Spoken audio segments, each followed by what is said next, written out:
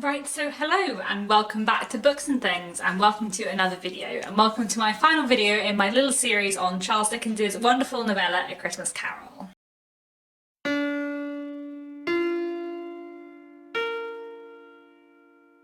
So today we're going to be talking about Stave 5, the end of it, which is the final stave of A Christmas Carol. This probably won't be a very long video because this is quite a short stave. The last chapter of A Christmas Carol is pretty short. It's more of an epilogue really, explaining what happened after Scrooge has seen the ghost that he has seen, but it is kind of lovely and I do really enjoy the end of Christmas Carol. So basically what happens in this is that Scrooge wakes up after the ghost of Christmas Yet to Come has gone. He's in a jubilant mood because he knows what he has to do. He knows that he can make himself a better person and turn his life around, and he looks out the window, sees a small boy in the street and asks him what day it is, and of course it is Christmas Day. So Scrooge then sends the little boy to go and buy the biggest turkey in the shop, which he then sends off to Bob Cratchit's house for their Christmas. He then goes out into the street, says Merry Christmas to everyone. He comes across two gentlemen who came into his counting house the day before to ask him for charitable donations, and he offers them what it seems to be a huge donation, though we're not given the amount. And then in the afternoon he goes to his nephew Fred's house and attends the Christmas party that he had sort of attended in spirit overnight, which is quite fun. And we see him kind of getting on better with his nephew as well. And when he goes into his counting house the next morning, when Bob Cratchit appears in the office, he says to Bob that he is going to raise his salary and help his struggling family in any way he can. And we learn that Scrooge becomes a good and kind-hearted man, that Tiny Tim does not die, and that basically everything is okay in a very fairy tale way, but you know, this is basically a fairy tale, isn't it? So that's fine and it's lovely and I really enjoy it. So, a few interesting things to talk about in this chapter. Mostly this chapter is just fun and it is the end of it. But one thing that I do think is worth mentioning is that Dickens's kind of like narrative voice is back. As I mentioned, this is a big feature of the first three staves of A Christmas Carol, where Dickens kind of like intrudes on the narrative, and then in stave 4 it is gone. But in stave 5 we see it return. When Scrooge starts laughing in delight, Dickens writes, "Really, for a man who had been out of practice for so many years, it was a splendid laugh, a most illustrious laugh, the father of a long line of brilliant laughs." And that really is very conversational in a really fun way. And then when Scrooge is trying to shave, while laughing, Dickens writes, "Shaving was not an easy task, for his hand continued to shake very much, and shaving requires attention even when you don't dance while you are at it." Which is another just fun moment of Dickens addressing the reader. So it's nice to see that kind of narrative voice back, now that we've moved from the much more sombre stave 4 into the much more cheerful stave 5, now that Scrooge is a new man and everything is going to be okay. I've mentioned in previous videos the 4 incidences of selfishness that we see in stave 1, and in the middle 3 staves when we're with the ghosts we see Scrooge kind of repent and regret all of them, and in this chapter we see him undo all of them. We saw him send away rudely a carol singer boy who was at his door, and now at the beginning of this chapter he is kind to a boy and like gives the boy more money than is necessary to go and do a task for him. We saw his cruelty to his clerk Bob, and in this chapter he sends Bob a prize turkey, raises his salary and is going to be, you know, like the benefactor to his family forever. We saw him be very rude to his nephew Fred, who in this chapter he goes and joins the kind of Christmas dinner party with, and we see him become on much better terms with Fred. And we also saw in chapter 1 him dismiss those charitable gentlemen and push them out the door, and now he donates a large amount of money to charity. So we're seeing all those incidences of selfishness from stave 1 undone and turned around in stave 5. And I think another thing that's really interesting in this chapter, which I think is interesting in A Christmas Carol as a whole, is that A Christmas Carol on the surface of it is about Scrooge learning to be good and learning to be kind, but actually it's also about Scrooge learning to be happy, because in this chapter, in stave 5, Scrooge is joyous and he goes from being unhappy and miserable to being happy and cheerful and delighted and taking delight and pleasure in small things and everyday things. It's not just that he's learned to be kind, he's also learned to be happy,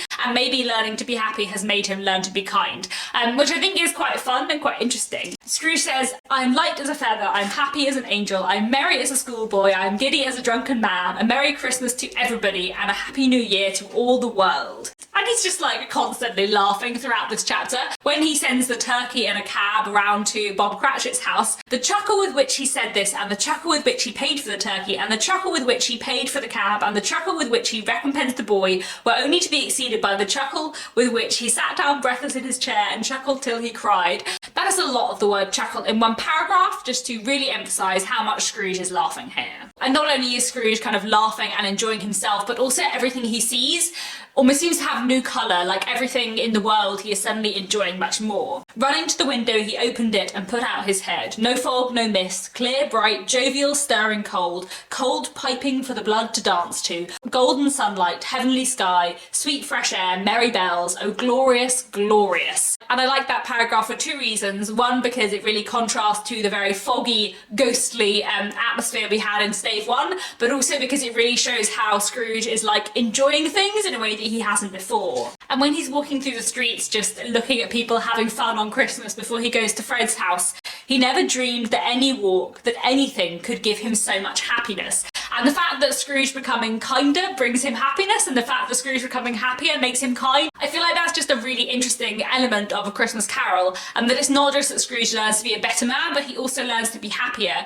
because caring about other people and taking joy in seeing other people's joy makes him happy, and that makes him better, which I think is really interesting. In suddenly recognising the humanity and caring for those other people around him, he makes himself a happier and better man. I mentioned in my video on Stave 1 how in Stave 1 both Fred and Bob are not referred to by their names, they're just Scrooge's nephew and Scrooge's clerk, and obviously we've seen them named in the ghostly chapters, but in Stave 5 we also see when Scrooge meets them, he addresses them by name. So when Scrooge enters his nephew's house, he just says the word Fred, and then when Bob comes into the office the next day, Scrooge addresses him by name, says Merry Christmas Bob, and we see in the fact that he's addressing them by their first names in a way that he didn't do in Stave 1, that he is kind of viewing them as human in a way he hasn't quite before. And there is his massive enjoyment of Fred's Christmas party too. Wonderful party, wonderful games, wonderful happiness. And then of course we get the very end of A Christmas Carol, the last couple of paragraphs where we learn about what happens in the future. Scrooge was better than his word, he did it all and infinitely more, and to Tiny Tim, who did not die, he was a second father. He became as good a friend, as good a master, and as good a man as the good old city knew, or any other good old city, town or borough in the good old world. Obviously the repetition of good there is quite like powerful, hitting all those beats and showing you how good a person that Scrooge has become. Some people laughed to see the alteration in him, but he let them laugh and little heeded them, for he was wise enough to know that nothing ever happened on this globe for good of which some people did not have their fill of laughter in the outset. And knowing that such as these would be blind anyway, he thought it quite as well that they should wrinkle up their eyes in grins as have the malady in less attractive forms. His own heart laughed, and that was quite enough for him. He had no further intercourse with spirits, but lived upon the total abstinence principle ever afterwards. Such a random throwaway line, but it really makes me laugh out loud. I just really like the play on words there between spirits as ghosts and spirits as alcohol, and the idea of Scrooge being like a teetotaler when it comes to ghosts and not seeing ghosts anymore just really makes me giggle. Anyway, and it was always said of him that he knew how to keep Christmas well, if any man alive possessed the knowledge. May it truly be said of us and of all of us. And so, as Tiny Tim observed, God bless us everyone. And that is the end of A Christmas Carol. One thing I feel like I haven't mentioned very much in relation to A Christmas Carol is religion. I feel like in general A Christmas Carol is not a massively religious novella, considering it is a Christmas story. Obviously it does end with God bless us everyone, and there are a few references to kind of God and blessings throughout. I'm not religious and I love A Christmas Carol. I don't feel like you need to be religious to get a lot out of it and to get a lot of the message out of it. Like I feel like one of the reasons why A Christmas Carol has become so famous and so popular and sort of, you know, universal in some ways is because it is really a story about kindness and being kind to other people and loving people around you and, you know, treating other people well. And obviously that was for Dickens, I think, and for a lot of the Victorians bound up with religion, but it doesn't necessarily have to be. And it's really through sort of Tiny Tim, I suppose, that we get that religious message. There are so many reasons why I love A Christmas Carol. It's been really nice to reread it a bit more slowly and like think about the language and the detail, because one of the things I really love about A Christmas Carol is just the way that it is written. I love Dickens's writing style. I love the premise of A Christmas Carol. Like, how cool is it? What a great idea to have these three ghosts of past, present and future Christmases, and to kind of take Scrooge on this journey through like various different Christmases to make him come to a realization about himself. Like, what a wonderful idea, what a great great way of doing a character arc.